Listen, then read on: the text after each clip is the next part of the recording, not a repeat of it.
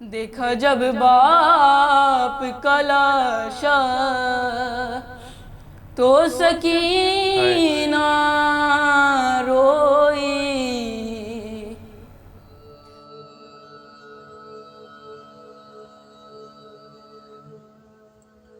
طے کر چکے حسین چرائے ثواب کو، مقتل نظر پڑا شہ گردوں رکاب کو، الفت جو کی خاک سے تھی اس جناب کو، ایک عید ہو گئی خلف تراب کو، دل مثل غنچہ ان کی ہوا کھا کے کھل گیا، رستہ ریاض خلد میں جانے کا مل گیا، رستہ ریاض خلد میں جانے کا مل گیا، کی سر بوستان حسد نے یہ گفتگو، آتی ہے اس زمین کے گلوں سے دلہن کی بو، اکبر یہ بولے تھی ہمیں صحرا کی آرزو، عباس سے کہنے لگے شاہ نیک خو، کون سی جگہ تمہیں بھائی پسند ہے، اس شیر نے کہا کہ ترائی پسند ہے، اس شیر نے کہا کہ ترائی پسند ہے، دریا کو دیکھ دیکھ کے لہرا رہا ہے دل، پانی خوشگوار ہوا بھی ہے معتدل، مولا قدم پکڑتے ہیں کچھ یار کے آب و گل،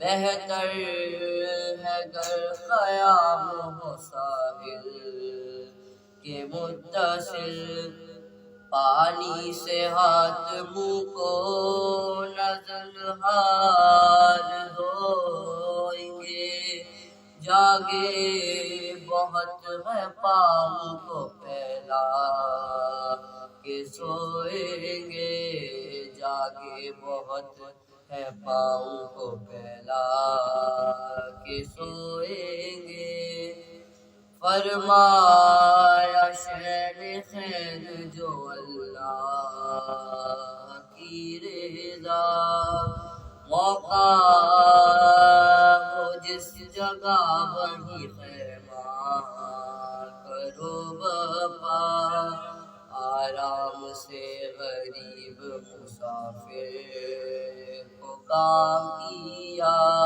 تے ہیں دھوپ میں بھی بہت بندے خدا، دو چار دن میں عمر کی مدت تمام ہے، میدان سے پھر غرض نہ دریا سے کعب ہے، میدان سے پھر غرض نہ دریا سے کعب ہے، طے کر چکے حسین جو راہ ثواب کو۔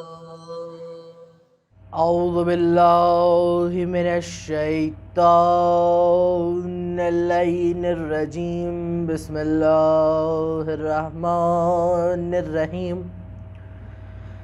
الحمد للہ الذی لا یبلغ مدحتہ القائلون ولا یجسی نعماہ العادون ولا یؤدی حقہ المجتہدون الذی لیس لصفتہ حد محدود ولا نعت موجود ولا اجل ممدود فکن الخلائق بقدرتہ ونشر الریا برحمتہ والدقار والسکینہ علی العبد المعید ورسول المسدد المصطفى الامجد المحمود الاحمد بالقاسم محمد اللہم صل علی محمد وآل محمد وأهل بيته الطيبين الطاهرين المعصومين المظلومين اما بعد فقد قال اللہ سبحانہ وتعالی فی قرآن الکریم بسم اللہ الرحمن الرحیم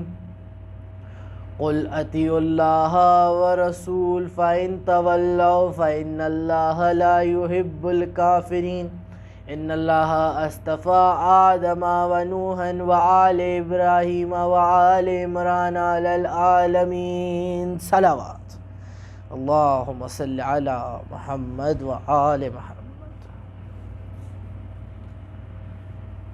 عزیزان امام حسین علیہ السلام، جیسا کہ آپ جانتے ہیں کہ یہ ہماری 3 روزہ گفتگو موضوع حسین بقائے لا الہ کے تعلق سے محرم الحرام میں قائم ٹی وی کینیڈا کی جانب سے ان مجالس کا اہتمام کیا گیا ہے۔ پچھلی گفتگو میں جو ہماری پہلی گفتگو تھی کہ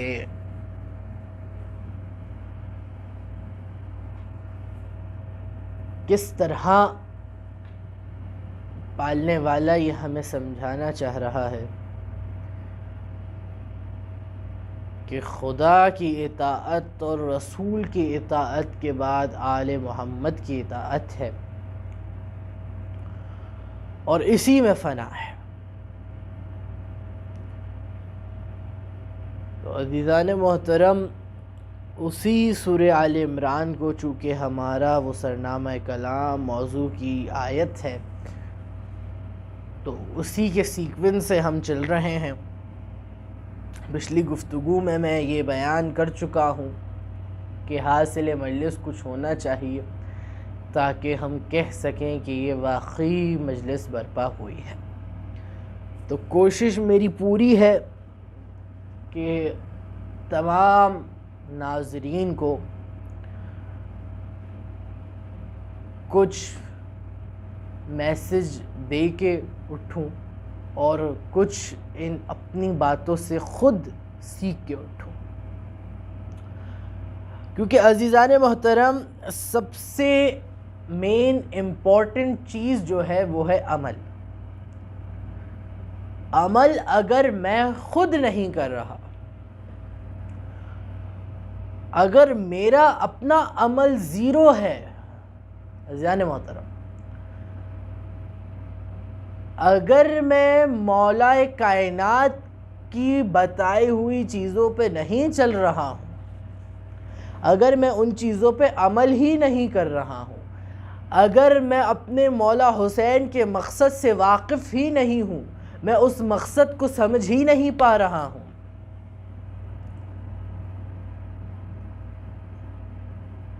عزیزان محترم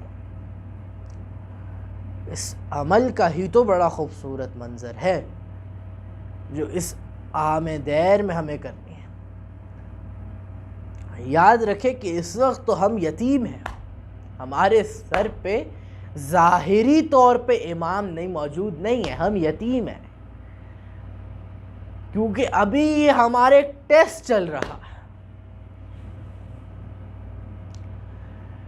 یہ ٹیسٹ کے رزلٹ میں جو سب سے پہلی چیز ہے وہ عمل ہے،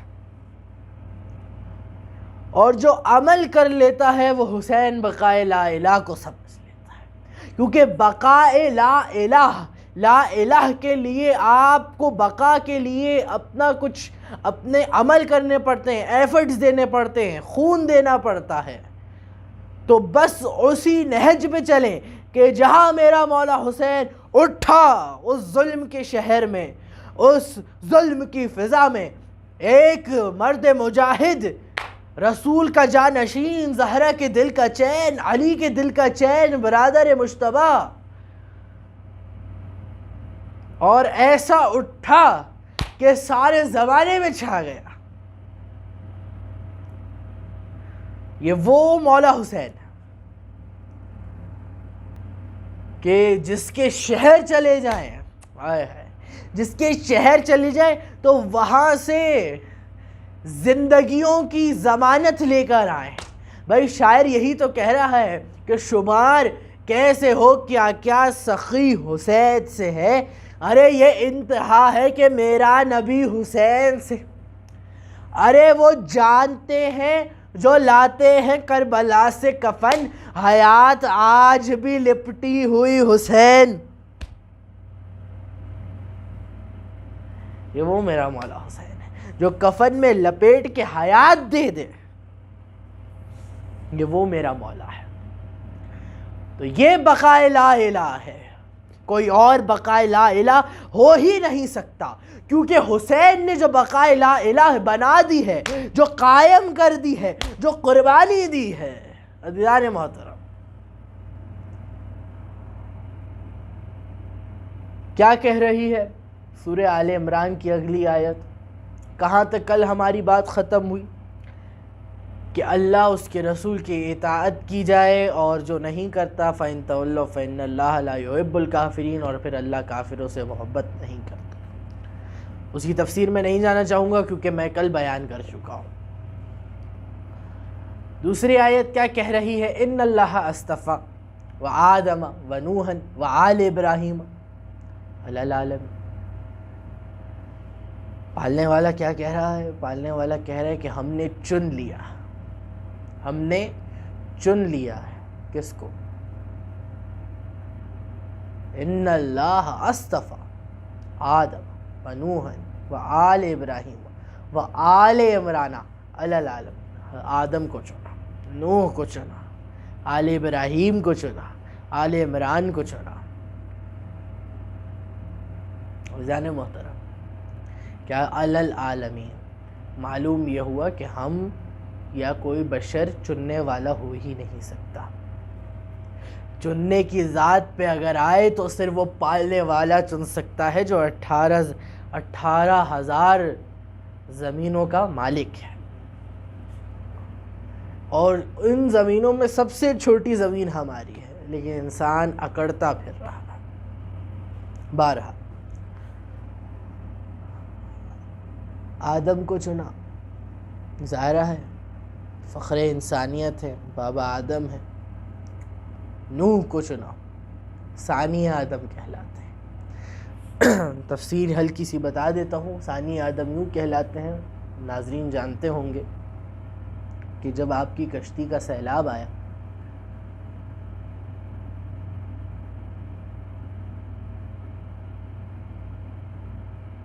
تو تمام دنیا کے جتنے بشر تھے سب فنا ہو گئے، تو جو آپ کے ساتھ جو نجات لے گئے وہی رہے، تو جہاں آپ لوگوں نے قیام پذیر ہوئے، وہاں جہاں رہے، وہاں سے پھر دوسری زندگی شروع ہوئی، پھر انسان پیدا ہونا شروع ہوئی، تو اس لیے آپ ثانی آدم کہلاتے ہیں۔ بڑا خوبصورت جملہ عزیزان محترم میرے دل میں اس وقت آ گیا ہے، بس مجھے کہنے دیجئے گا کہ جب نجف اشرف میں مولا علی کی زری میں داخل ہوتے ہیں تو کیا دیکھتے ہیں کہ ایک جانب آدم ہے، ایک جانب ثانی آدم ہے حضرت نوح ہے، اور ایک جانب فخر آدم موجود ہے۔ سبحان اللہ، سبحان اللہ۔ پھر پالنے والا ہے کہ آل ابراہیم کو چنا، آل ابراہیم کو چنا، آل ابراہیم کو چنا، چنا علی العالمین، چنا اصطفیٰ میں چنا، 18,000 زمینوں میں چنا، ان انسانوں میں چنا، ان بشر میں چنا کس کو؟ آل ابراہیم کو۔ تو اگر یہی کہتے ہوئے اگر میرے مولا ابو طالب نظر آ جائے کہ انا شیعت ابراہیم، میں اپنے دادا ابراہیم کی شیعت سے چلتا، آل ابراہیم، اور پھر آگے چلیں آل عمران، کہا کیا کیا؟ ارے نجات کی کشتی ایک نوح کی تھی یا تو اس حسین کی کہ جس میں سب نجات لے گئے۔ اس نجات کی کشتی میں حسین کربلا وارد ہو گئے۔ 2 محرم ہے نا،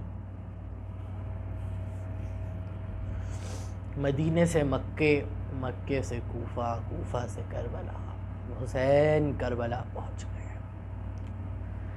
کربلا وہ زمین ہے کہ جہاں کسی کو سکون نہیں ملا ہے۔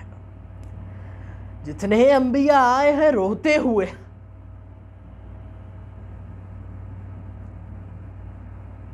نام کربلا ایسا ہے کہ کہیں کہتے ہوئے میں نے سنا کسی کو کہ ہم وہ ہیں کہ اگر حسین صرف بول دیں تو لوگ چیخیں مار مار کے روتے ہیں۔ میں نے کہا قبلہ نہ، ہم وہ ہیں کہ جو اگر صرف کربلا کہہ دیں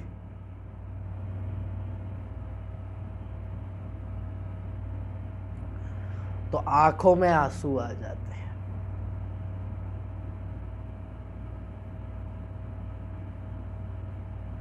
دریا کے کنارے خیمے لگائے گئے، مرد مجاہد مولا عباس با وفا ساتھ موجود ہے۔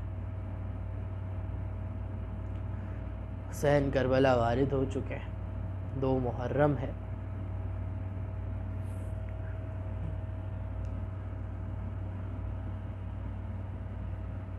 کربلا کا منظر دیکھتے ہی میرے مولا نے اپنے دوستوں کو خط لکھنا شروع کیے کہ اگر کوئی ہے میری نصرت کے لیے تو حسین تمہیں سخت بلا رہا۔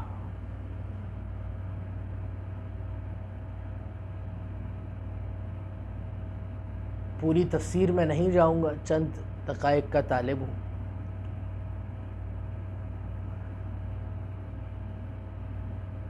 سارا ماجرا آپ کے ذہن میں ہے کہ دریا کے کنارے سے خیمے ہٹانے کا حکم دیا گیا۔ یہ سننا تھا کہ میرے مولا عباس بادشاہ کو کچھ ایسا جلال آیا کہ کربلا میں ہر زمین، ہر فضا پریشان۔ میرے مولا حسین ایک دفعہ خیام زینب کی طرف بڑھے اور کہا کہ شہزادی حضرت عباس کو بہت سخت جلال آ چکا ہے، بس یہ کہنا تھا کہ ایک دفعہ کہا گیا عباس تمہیں شہزادی زینب بلا رہی ہیں۔ بس حضرت محترم، حضرت عباس کا وتیرہ یہ تھا کہ ماں ام البنین نے یہ سکھایا تھا کہ زینب جو ہے نا وہ تمہاری شہزادی بہن نہیں، شہزادی ہے۔ حسین کو آقا کہا کرنا، بی بی زینب کو شہزادی کہا کرنا، تم ان کے غلام ہو۔ ایک دفعہ مولا عباس آئے اور 2 زانو ہو کے بی بی زینب کے سامنے بیٹھ گئے، 2 زانو ہو کے بیٹھ گئے، سر کو جھکایا، تلوار زمین پہ رکھی، کہا بی بی کیا کہنا چاہتی ہیں؟ بی بی نے فرمایا عباس سنا ہے تمہیں جلال آ گیا ہے۔ میرے مولا نے آنکھوں میں آنسو لے کے فرمایا بی بی دیکھتی نہیں ہے، کہہ رہے ہیں کہ دریا سے خیمے ہٹا لیے جائیں۔ بس زینب نے تاریخی جملہ ہے عزیزان محترم بیان کر دیا، کہا ہے عباس جس کی تمہارے جیسا بھائی ہو پھر ان کو کیا فکر کہ خیمے دریا کے پاس ہو کہ دریا سے دور۔ ارے میری بی بی میں کیا بتاؤں، ارے آپ پہ کیا گزری ہوگی جب سر عباس نوک نیزہ پہ اٹھایا گیا ہوگا، زینب بے ردا بے چادر کبھی یہاں سے یہاں وہاں سے یہاں پھرائی جا رہی ہو۔